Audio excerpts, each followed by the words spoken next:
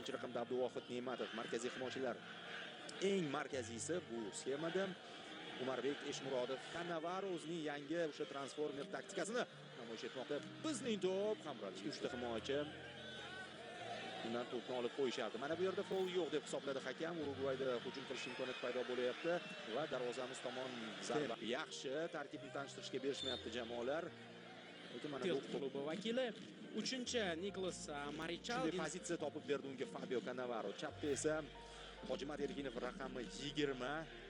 Eldor Shomurodov jamoa sardori milliy terma jamoasi. Terma jamoasi tarkibiga to'xtalishimiz mumkin bo'ladi. Jarima maydonchasi tomon uzatma amalga oshirildi. Oldida bosim o'tkazishga harakat qilmoqda va hozir hushtak chalindi. Demak, futbolda rivojlanayotgan mamlakat sifatida e'tirof etilgan. Va o'yin oldingi matbuot anjumanida ham Marcelo Saracchi Dominikan Respublikasiga qarshi Braga Portugaliya, hozir esa Urugvay hujum tashkil etyapti. O'yin qanot orqali rivojlanadi. Hujum biroz orqaroqqa kelsa ma'lumotga ega. Chunki hujum uchrashuvdan oldin boshlangan o'sha stadion masalasi Shomurodov Hojimat Erkinov va Cannavaro to'p nazoratiga intiladi. To'qnashuv bo'ldi mana bu yer. Nevakka deyildimi? Shu yerda o'ynaymiz deb turib oldi. Juda yaxshi ish qildi. Azizxon tabloda ko'rinib tursa ham 1-0 hisobda oldinda borayotgan bo'lardi. Foyda bilan o'tkazish uchun yoki rotatsiya qiladi yoki bo'lmasa rasmiy o'yin tempida o'tkazish. Mana bugun, ya'ni bu yig'inda rotatsiya qilyapti. Plus mana bu rotatsiya shunli holatda hal qilinmaydi. Diplomatik muzokaralar olib boriladi. Faqat shunga chiroyli qilib yo'q deyiladi. Tamom, deyman deb. Men to'g'ri, Urugvaydagi raqib bilan bunga erishish oson bo'lmaydi. Ayniqsa Bielsa shu falsafani o'zi ilgari suradi. O'zining tuzatishlarini kirityapti. Har bir uslubi bo'ladi. Hozirdan bu yig'indan va hozircha 10 daqiqa ortda qoldi. Yomon taassurot qoldirmayapti futbolchilarimiz. Hozir Eldor Shomurodovda yaxshi imkoniyatga kelishi mumkin. Tayyorlab qo'ygan uy vazifasi bo'lgan hujum orqali gol urdi deb hozir ham shu narsani yigitlar amalga oshirishga urinib ko'rishdi. Mana shu oldingi chiziqqa uzatma. Urugvayda yaxshi vaziyat yuzaga kelishi mumkin. Yaxshi. Alijonov zo'r o'ynadi. To'p o'yinda esa faqat g'alaba qozonyapti. Hozir esa Urugvay hujum tashkil etyapti. To'p bo'lishimiz kerak. Ichkariga uzatma amalga oshirildi. Yaxshi. To'p biroz uzoqlashdi, lekin to'laligicha hali xavf bartaraf etilgani yo'q. Yopish kerak va hujumni taxminan bir xil yo'nalishda tashkil etildi. Qanotdan uzatmalar. Mana bu ham aslida Urugvay to'pni yo'qotdi. Bizning futbolchilar qabul qilib olishdi. Alijonov fint ishlatishga harakat qilib ko'rdi. Yana shu narsani shaxsan men sezdimki, o'sha Cannavaro ko'paytirdi. Himoyachilar darhol keyin tuzalib yo'l yo'lakay mana shu terma jamoada ham ancha jismonan tiklanib oldi. Pas uzoqlashtirdi, lekin to'laligicha emas. Ehtiyot bo'lish kerak. Sirtdan ko'ra dim 70 dan ortiq foiz namlik. Shomurodov Eldor Shomurodov bosim o'tkazishga harakat qildi. Shoma qochdimi? Qochdi. Ozgina to'pni to'xtatib xatoga yo'l qo'ydi. O'tkazdi Paragvay, Boliviya kabi jamoalarga yutqazib qo'ydi. Hozir Urugvayda imkoniyat, zarba yo'llanadi. Muddat bu. Akmal Mazgavoy uzatma amalga oshirildi. Bu yerda Otabek Shukurov bor edi, lekin to'pga yetdi. Va bu yerda Hojimat Erkinov qochishga imkoniyati bor. Darvozabon birinchi bo'lib chiqib kelyapti bu to'pga. Urugvayning xavfli hujumi bo'lishi mumkin edi. Yaxshi fint ishlatdi, yaxshi pas berdi.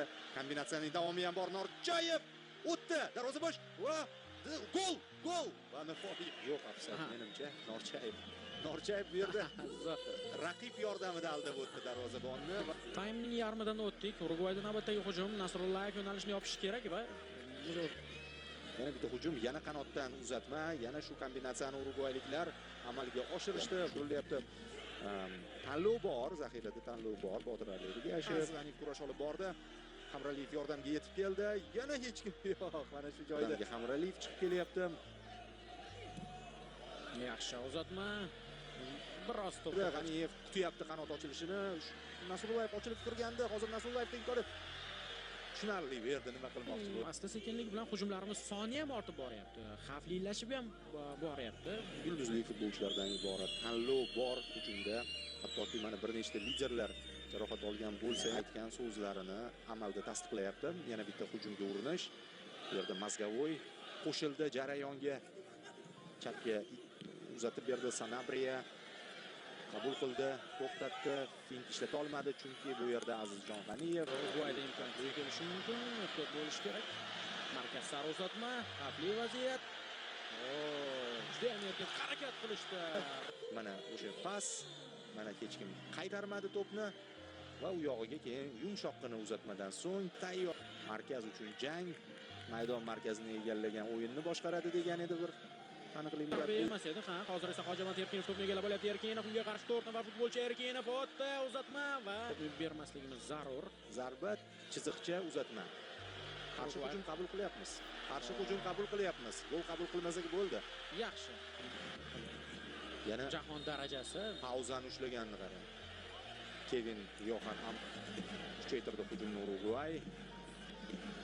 Oxirgi daqiqalarimiz biroz xavotirli o'tyapti. Qani himoyachilar birinchi to'p. Eng muhimi hozir Urugvayning qarshi hujumini to'xtatish. Bitta pas bilan maydon markazini kesib o'tishyapti raqiblarimiz. Mana endi chap qanotdan uzatma ichkariga va yaxshi. Erkinov. Hojimat Erkinov to'p qoldi. Biroz Aldashga kirishdi shu yerda ham. Lekin himoyada iloji boricha kamroq aldash kerak. Ammo baribir Erkinov raqiblarni xato qilish. Hisob hozircha 1-0. Va Urugvayning navbatdagi hujumi ehtiyot bo'lish kerak, imkoniyat bermaslik zarur. Zarba! Qo'shdi plus zaxiradan tushgan futbolchi ish berdi mana. Kurash boy berildi va zona ochildi. Zarbasiz asosan o'sha Hojimat Erkinovning faolligi, Eldor Shomurodov pressing qilishi natijasida yuzaga kelgan hujumlarni eslab o'tishimiz mumkin. Standartlardan esa yetmay qoldi Hojiakbar Alijonov. Hojimat Erkinovning uzatmasidan so'ng to'pga yana Eldor pressing ostida qoldi.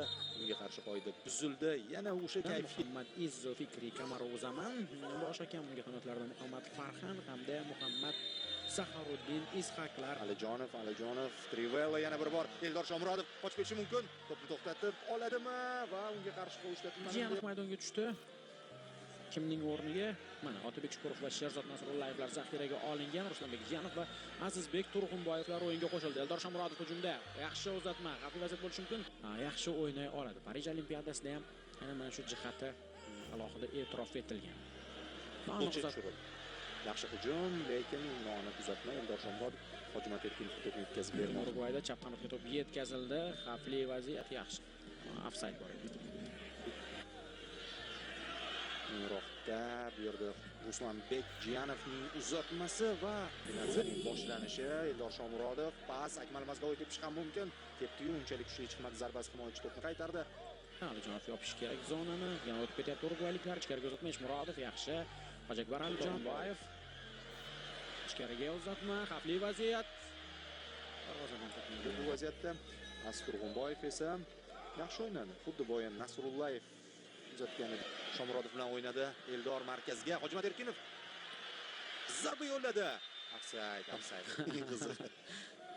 Futbolchilarimizni yaqinlashtirmayapti, tanasi bilan to'sib. Yani Janubiy Amerikada, hatto Braziliyadan ko'proq Copa Amerika sovrinini qo'lga kiritgan. Yo'q, shuning uchun ishonch bilan ayta olmaymiz. Urugvay esa hujum tashkil etmoqda. Yana o'sha qanotdan uzatma va yana bizning darvozamiz oldida gol uzoqqa otishga to'g'ri kelmadi. Hujum bizdan. Yaxshi o'ylagandi Jiyanov, lekin degan narsa kuzatilmadi.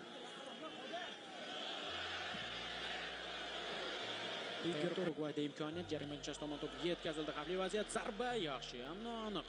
Yaqin masofadan darvoza bosh. 1-2 gol. Darvoza qayd etilmaydi. Mabodonga o'sha birinchi Shomurodov uzatma amalga oshirgan paytda urinishimiz kerak. Hojiakbar Alijonovdan Trivella pas. Shomurodov kurashni yutib chiqdi. O'ng qanotda Azizjon G'aniyev ochilyapti. Bu tomonda Erkin va mana bu yerda Nasrullayevga Shukurov to'pni aniq yetkazib berdi. Nasrullayev esa yuqoridan Eldor zarba. Bu darvoza bo'ldi. To'g'ri. Hozir Eldor Turkiya chempionatida, lekin mana shu joyda Italiyadagi faoliyat to'xtataylik. Shu yerning o'zida mayli sal yelka bilan ana buyurtma. Yuqoridan pas hammadan o'tyapti. Sergey